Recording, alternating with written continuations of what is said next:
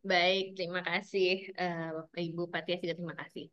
Baik, Alhamdulillah ya kita hari ini sudah berkumpul bersama puji syukur kehadirat Allah Subhanahu wa taala karena rahmat dan hidayahnya kita dapat berkumpul dan bersilaturahmi bersama pada acara pengabdian masyarakat dari Telkom University ini. Sekarang ini adalah acara yang kita tunggu-tunggu, yaitu pelatihan transformasi digital pengelola desa wisata Mandalika. Nah, untuk pelatihan ini akan dimoderatori oleh Bu Rislis ya. Sudah hadir Bu Rislis? Yes. Ya, sudah siap, semangat dong Bu Aldila. Nah, Di sini sudah hadir Ibu Dr. Dian Indiati. Beliau akan memaparkan terkait leadership. Mangga tidak sabar untuk mendengarkan Bu Dian. Saya persilakan waktu dan tempatnya. Ya, terima kasih, Bu Risris. Apakah suara saya terdengar dengan baik? Sama-sama Bu Dian, sudah terdengar dengan baik Bu Dian. Silakan. Terima kasih. Bismillahirrahmanirrahim. Assalamualaikum warahmatullahi wabarakatuh. Waalaikumsalam warahmatullahi wabarakatuh. Warahmatullahi wabarakatuh. Saya satu tim di sini dengan saya sendiri, Dian Indiati, kemudian nanti ada Bu Dr. Ratna Komala Putri, dan juga ada Mbak Aldila Iradanti, Ibu Aldila Maaf dulu Iradanti. kali. Sekarang masuk tentang digital leadership juga. Mudah-mudahan nanti bermanfaat ya buat Ibu Bapak semuanya. Ibu Bapak semuanya eh, berbagi sedikit lah gitu ya. Kok kami dari Telkom University karena memang lebih banyak ke digitalisasi. Kenapa sebuah organisasi entah itu desa wisata organisasi juga ya. Kemudian apa kelompok ya, kelompok kelompok atau komunitas ya, kelompok sadar wisata itu kan sebuah komunitas dan organisasi juga atau pelaku ekonomi kreatif itu juga punya organisasi. Kenapa sih membutuhkan leader atau leadership gitu ya? Leadership itu kan gaya gaya kepemimpinan. Kenapa butuh itu seorang pemimpin gitu ya? Karena seorang pemimpin bagaimana menjadi pemimpin yang dapat diikuti tentunya ya oleh sebuah anggotanya, maka sebaiknya menjadi seorang leader yang efektif dengan menjalankan leadership gaya kepemimpinan yang efektif juga. Bapak Ibu. Jadi next slide, Mas.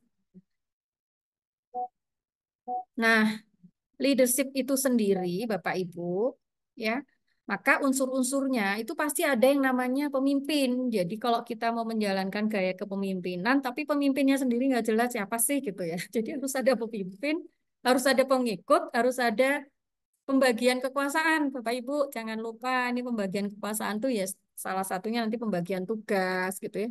Kemudian ada situasi dan ada tujuan yang akan dicapai realisasi, maka ada beberapa kompetensi dan keterampilan dari seorang pemimpin nih, Bapak Ibu, yang harus dipahami. Jadi memang mohon maaf ya Ibu Bapak, ini disampaikan menurut berdasarkan penelitian-penelitian gitu. Jadi para sumber atau ahli referensi ini itu memberikan konsep ya teori ini itu karena berdasarkan penelitian.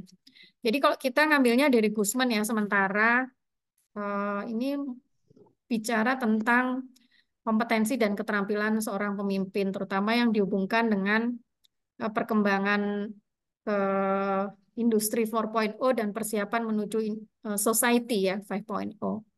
Di sini ada keterampilan kognitif, ada keterampilan interpersonal, ada keterampilan bisnis, Bapak, dan yang terakhir ada keterampilan strategis. Mungkin kalau tadi tentang strategis, design thinking, dan lain sebagainya tadi sudah dijelaskan ya oleh Pak Dodi. Ya, mangga. Ya, silakan Bu Ratna. Atur nuhun Bu Dian. Kita lanjut ya. Kalau tadi kan teori-teorinya sudah ya disampaikan oleh Bu Dian. Kalau saya mungkin lebih ke apa bagaimana kepemimpinan terkait dengan kepariwisataan di Karangsidemen. Lanjut ya. Langsung ke tadi ini sudah juga ya transaksional, kemudian transformasional. Nah, kemudian saya akan lebih ke Karangsidemennya ya mungkin. Nah, tadi Bu Dian menyampaikan bahwa kepemimpinan itu adalah proses bagaimana pemimpin itu bisa menginspirasi, kemudian mempengaruhi dan membimbing orang lain untuk berpartisipasi dalam mencapai tujuan bersama.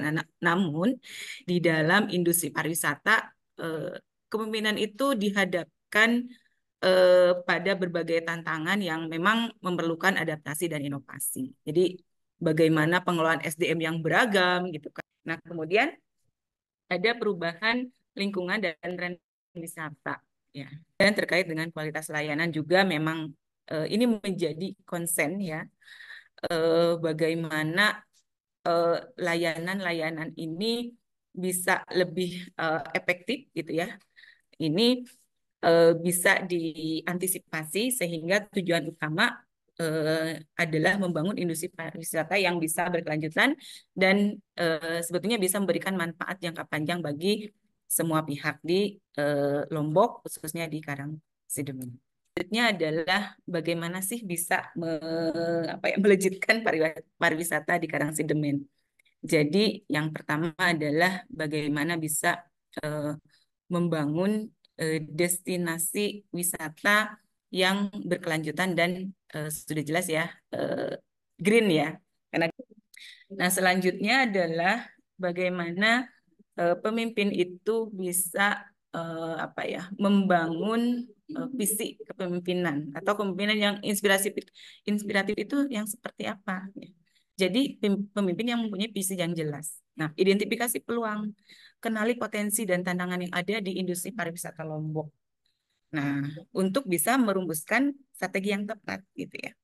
Kemudian tetapkan tujuan, turunkan visi tersebut ke dalam tujuan yang spesifik, terukur dan dapat dicapai. Kemudian bangun tim yang solid ya dan kompeten untuk mewujudkan visi bersama tersebut gitu ya. Dan langkah-langkah ini diharapkan ya para pariwisata di Karangsidemen ini dapat berkembang dengan lebih baik ya, sehingga bisa memberikan manfaat bagi semua pihak. Selanjutnya ini mungkin lebih ke quote ya. Jadi dengan kepemimpinan yang visioner, maka Karangsidemen itu dapat menjadi destinasi wisata kelas dunia. Amin ya Bapak dan Ibu. Sehingga mari bersama-sama membangun pariwisata Karangsidemen yang berkelanjutan, bermanfaat bagi masyarakat dan bisa dikenal luas di dunia.